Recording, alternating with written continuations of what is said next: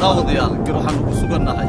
goob halka laga galo maalmo albaabka laga galo garoonka diyaaradaha magaalada Garowe goobtan maalmo ka hor waxay ahayd jay ama quruurux baabuurtu ay maraan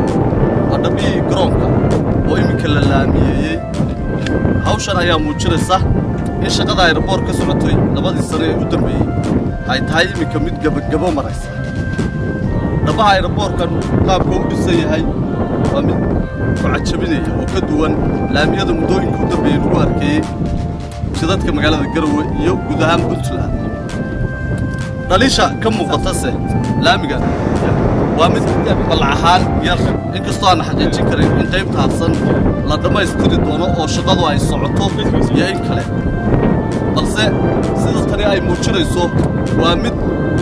tilmaamaysa gabagabo inuu marayo garoonka diyaaradaha magaalada Garowe oo muddo badan laga dhursugay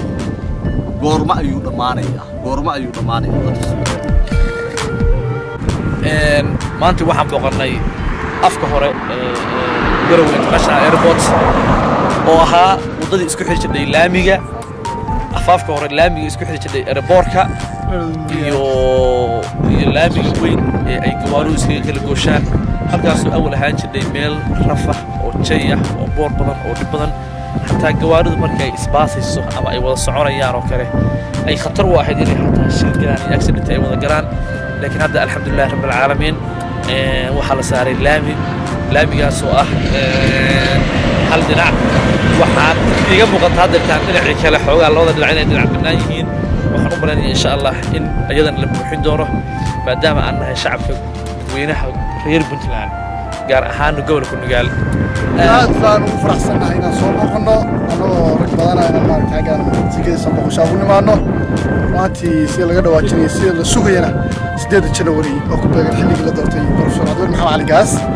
in xariga laga jiro doono madaxa Soomaaliya ma doonto waxa is weydiin mudan magacaalo